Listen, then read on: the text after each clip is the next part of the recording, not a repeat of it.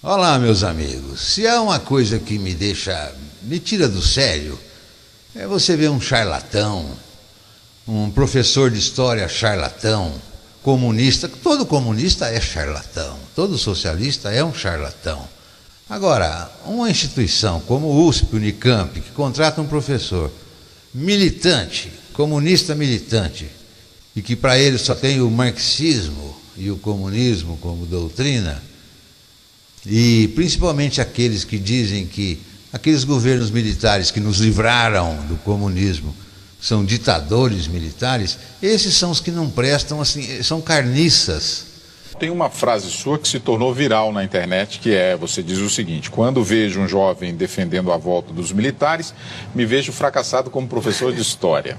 Eu tenho duas hipóteses para alguém defender ilegalmente a volta dos militares, já que a nossa Constituição pressupõe nas suas cláusulas pétreas o Estado de Direito. Qualquer pessoa que ferir o Estado de Direito está cometendo um crime, e um crime contra as cláusulas pétreas da Constituição. Chefe das Forças Armadas é o presidente Lula, constitucionalmente, pelo menos por enquanto. Quando eu vejo alguém defendendo a volta dos militares, eu olho para a idade. Se for um jovem, eu me sinto no dever de explicar o que é o arbítrio. A chamada Revolução de 64 não foi uma revolução, foi uma contra-revolução.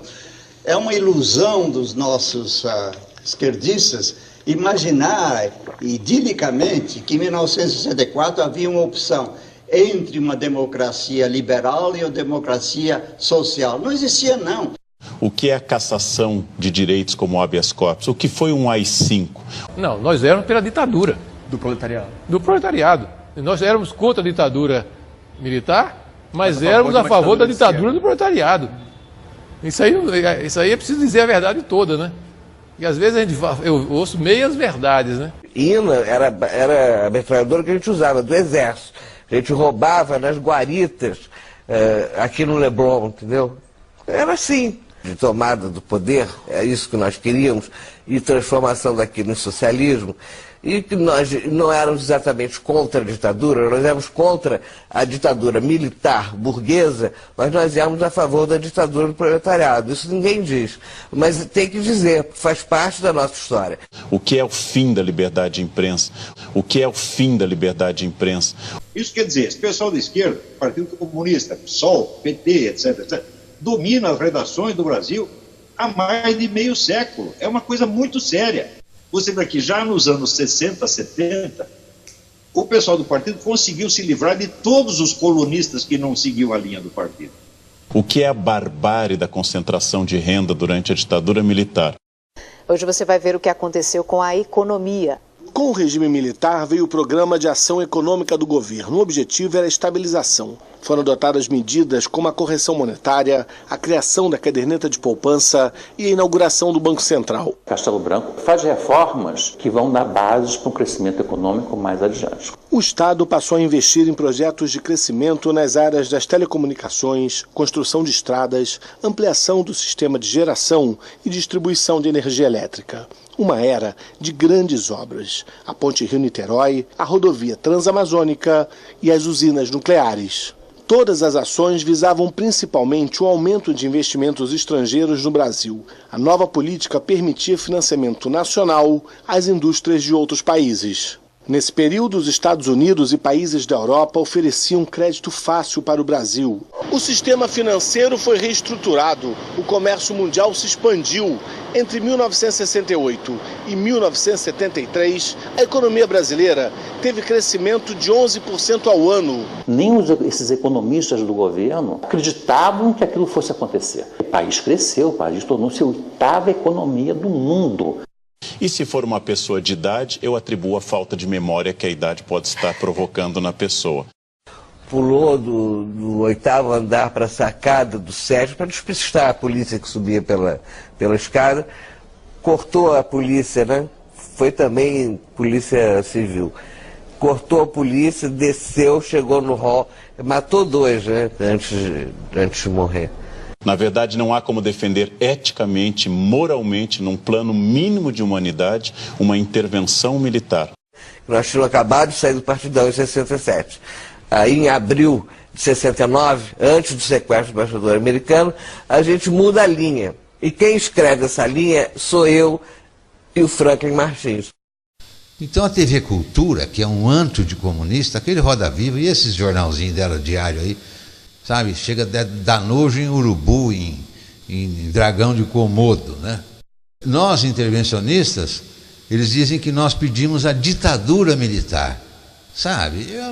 É muito importante lembrar que não se deve nunca questionar a democracia, deve-se aperfeiçoá-la. Mas o comunistinha da Unicamp, juntamente com a bancada do Jornal da Cultura, da TV2 Cultura, antiga TV2 Cultura de São Paulo, ele tem a verve, aquela peculiaridade típica dos comunistas, né? Eles te xingam do que são e o acusam do que fazem. Quer estragar um filho? Coloque ele na área de humanas, desses chiqueiros, dessas pocilgas que só tem comunistas. É uma opinião pessoal. Há uma categoria de pessoas, dando um conselho político hamletiano, que são as pessoas felizes. Essas pessoas felizes no Brasil seriam aquelas que acreditam profundamente, muitas pessoas acreditam, que a corrupção está a cargo de um partido. Eu seria uma pessoa feliz se a corrupção fosse exclusiva de um partido. Jamais vai citar o PT, evidente. E que bastaria tirar esse partido do poder para que o reino da justiça e da igualdade se instalasse no país. São pessoas muito felizes. São pessoas que substituíram cultos como do Papai Noel e do Coelhinho pelo culto da corrupção isolada. A ironia e o cinismo e essa lábia nojenta, típica deles, né? E a plateia adora, é aquela plateia de auditório de Xuxa. Então você pega essas universidades todas comunistas, área de humanas, estou falando. Aí eles fazem essas piadinhas, porque acreditar que só o PT é corrupto seria como acreditar no Papai Noel e no Coelhinho da Páscoa. Aí eles adoram, a plateia dá aquela risadinha de pessoas inteligentes. Eu estou dizendo aquilo que eu venho dizendo seguidas vezes em muitas manifestações, na televisão ou em textos, que a corrupção que Hamlet nota começa no leito da sua mãe na Dinamarca. Vocês perceberam até onde vai o cinismo dessa gente? Ele vai querer comparar um adultério à corrupção do PT. Fala, não, a mãe do Hamlet, ela cometeu adultério, isso é corrupção. Então o que tem o PT ser corrupto e roubar bilhões e bilhões e bilhões? Porque a mãe do Hamlet, ela traiu o marido no leito. Olha o cinismo dessa gente. A corrupção começa no recibo de dentista comprado para entregar um imposto de renda. A corrupção continua no atestado médico falso entregue pelo pai para justificar o filho, que apenas vagabundeou para a prova. Recibo de dentista falso, atestado médico falso, isso é um crime. Agora, isso não justifica que o PT promova o mensalão, o petrolão, o eletrolão, a Unicampião, esses carecão que fica tentando iludir o povo brasileiro, né, os menos informados, de que nós temos que nos conformar com a corrupção do PT, que ele jamais cita, né? Porque o cara passa um recibo lá no dentista falso, um atestado médico falso. Vai te catar, tenha paciência. A corrupção continua em todos os lugares e apenas numa ponta do iceberg, como o último elemento da corrupção, ela chega a um partido, a um governo e a um poder. Coitadinho do PT, ele não tem culpa, ele é corrupto porque toda a sociedade é corrupta. Desde o tempo do Pero Vaz de Caminha, que ele veio para cá e assinou uma carta pedindo emprego para o filho dele, para o sobrinho dele, não é mesmo? Concorda, Karnal, com isso? A corrupção já está aí.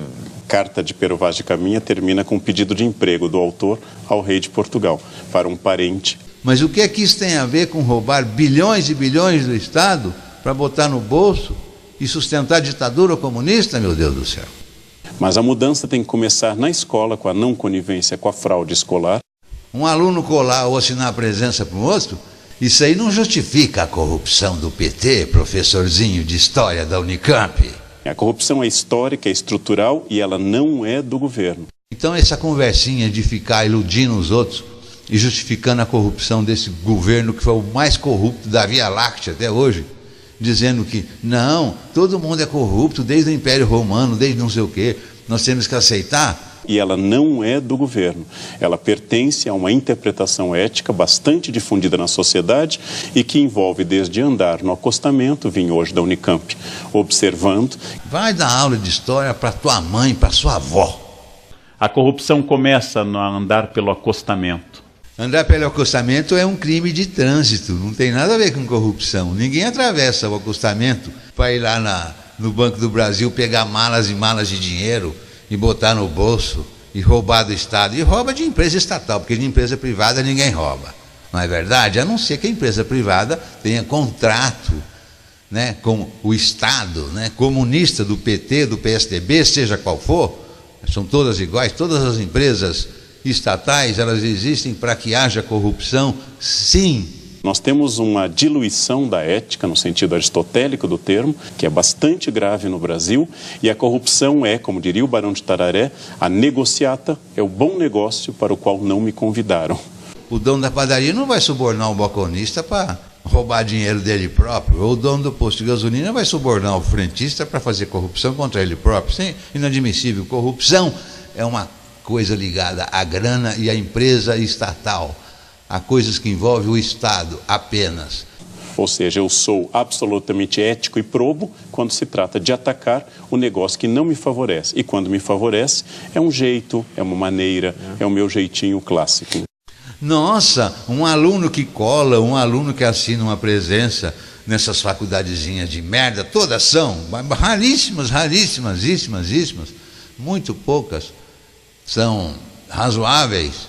Os bons estudantes existem, porque eles tiveram berço, tiveram família, tiveram virtudes, seguiram as virtudes que os pais passaram para eles, porque se eles fossem depender das virtudes que o Estado, que a Unicamp passa para os alunos, eles seriam comunistas, esquerdistas, idiotas e corruptos. E as pessoas que têm raiva da corrupção, que são muitas no Brasil, devem entender, e devemos todos entender, que esse é um processo estrutural, orgânico, que começa na educação das crianças, sobre a educação sobre o que é mentir e não mentir, e do que é seduzir ou não uma criança com elementos de corrupção.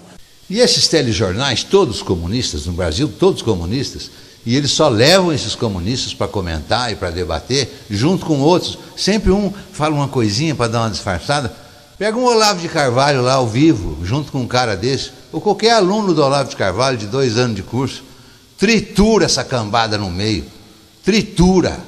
Tá, que a corrupção já faz morada no Brasil. A corrupção é parte estrutural da sociedade brasileira, inclusive do governo. E eu desafio aqui, qualquer um de vocês, encontrar no YouTube, em qualquer net da vida, artigo ou texto ou vídeo ou comentário desse professorzinho de história da Unicamp, ele falando, metendo o pau no Foro de São Paulo, metendo o pau na corrupção do governo Dilma ou do governo Lula, especificamente. Eu desafio vocês a me mostrar.